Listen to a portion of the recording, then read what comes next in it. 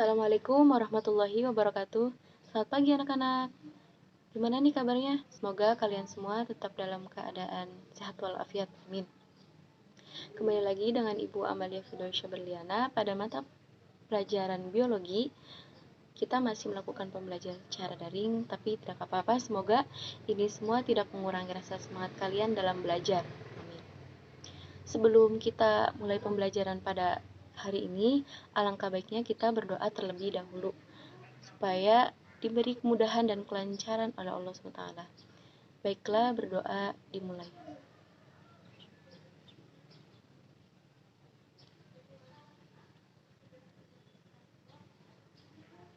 Berdoa selesai, amin.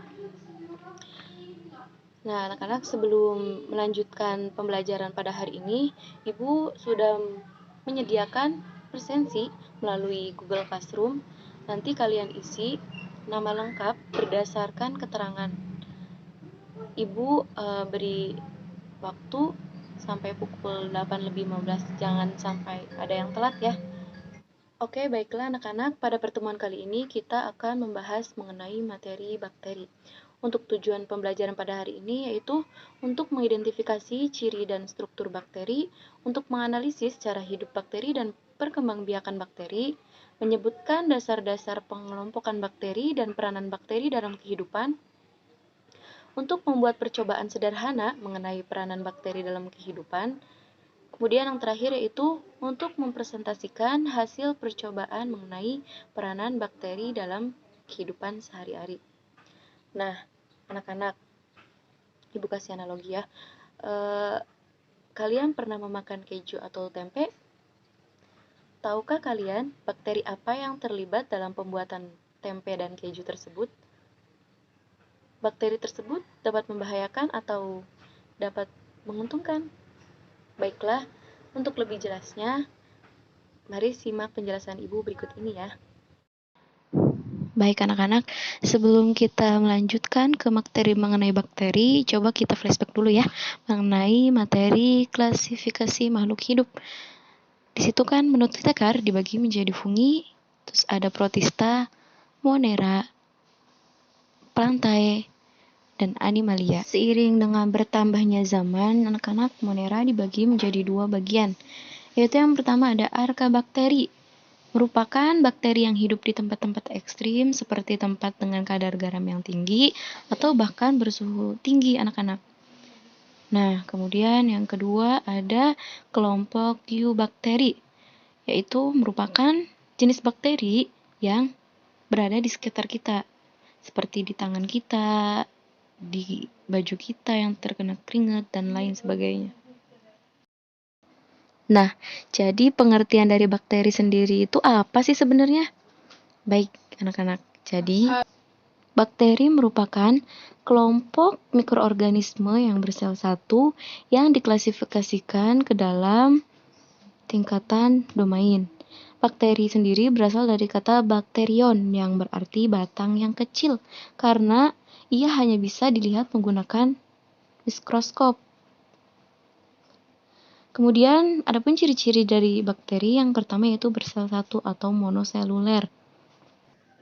Atau sering disebut juga dengan kata uniseluler anak-anak karena dia hanya terdiri dari satu sel saja.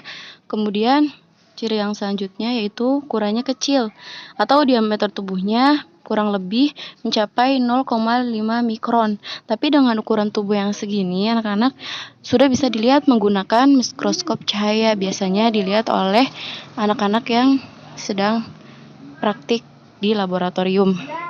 Kemudian, ciri yang selanjutnya yaitu pada umumnya tidak berklorofil. Artinya, bakteri sendiri tidak mampu melakukan fotosintesis untuk menciptakan makanannya sendiri, anak-anak. Sehingga sifat dari bakteri sendiri ini sebenarnya bersifat parasit, anak-anak, atau tidak menguntungkan ya. Kemudian, ciri yang selanjutnya yaitu inti sel belum memiliki membran, di mana bakteri ini juga dikatakan sebagai makhluk hidup atau sel yang prokaryotik karena bakteri sendiri belum memiliki inti sel yang sudah memiliki membran inti, anak-anak. jadi masih sangat sederhana ya. Kemudian selanjutnya dapat hidup di segala tempat atau disebut juga dengan kosmopolit karena kita bisa temukan bakteri ini di mana saja anak-anak. Seperti yang tadi Ibu bilang ya, bisa di tangan, di rambut, atau anggota badan lainnya. Kemudian yang selanjutnya, lebih tahan pada suhu rendah, bahkan bisa sampai 4 derajat Celcius. Walaupun misalnya bakteri ini pada suhu yang rendah itu hanya menghentikan pertumbuhannya saja.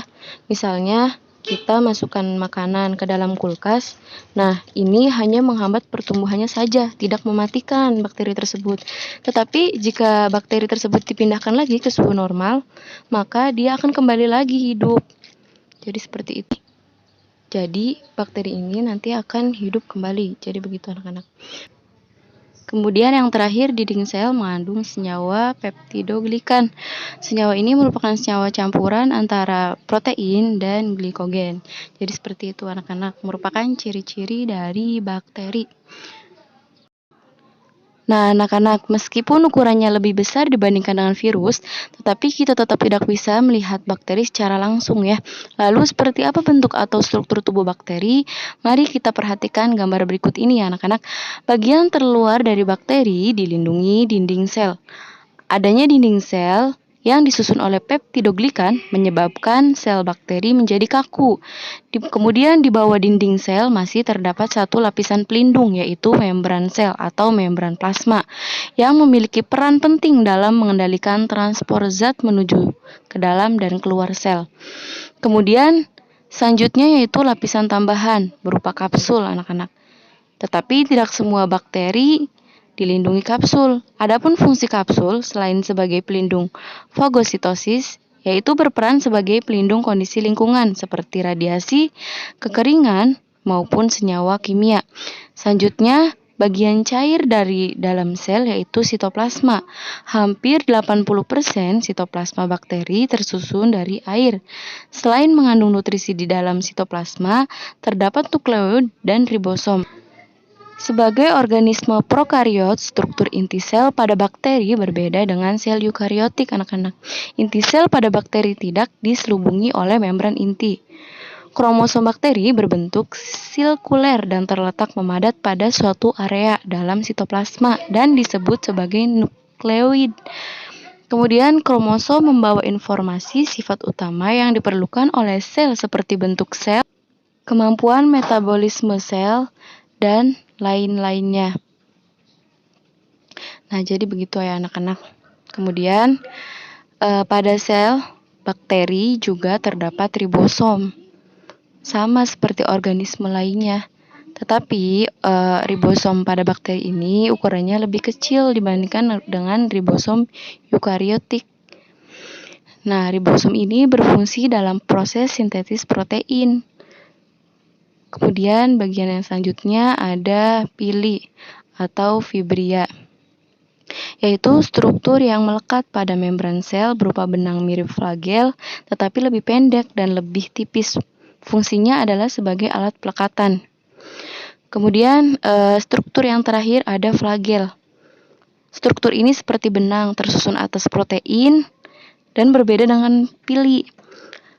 Fungsi dari flagel sendiri yaitu sebagai alat pergerakan. Jadi itu merupakan struktur dari bakteri. Ada dinding sel, nukleoid, ribosom, pili, kapsul, membran sel, flagel, dan sitoplasma. Nanti kalian bisa hafalkan dari masing-masing tersebut ya. Nah, anak-anak, mungkin itu merupakan penjabaran materi bakteri pada pertemuan kali ini. Semoga kalian dapat memahami dengan mudah ya materi pada pertemuan kali ini. Baiklah, untuk mengukur sejauh mana pemahaman kalian mengenai penjelasan Ibu pada pertemuan kali ini, Ibu akan memberikan tugas mengenai pengertian dan struktur bakteri pada Google Classroom. Nanti kalian kerjakan. Baiklah, jika masih ada yang ingin ditanyakan, kalian bisa cantumkan nama dan nomor absen kalian melalui Google Classroom. Nanti kita bahas atau diskusikan bersama di sana. Oke, baiklah anak-anak, mungkin itu saja materi yang bisa Ibu sampaikan pada pertemuan kali ini. Sekurang-kurangnya Ibu mohon maaf. Jangan lupa memakai masker jika ingin keluar rumah. Banyak-banyak minum air putih, banyak-banyak mencuci tangan, jaga kesehatan. Billahi taufiq wal hidayah. Wassalamualaikum warahmatullahi wabarakatuh.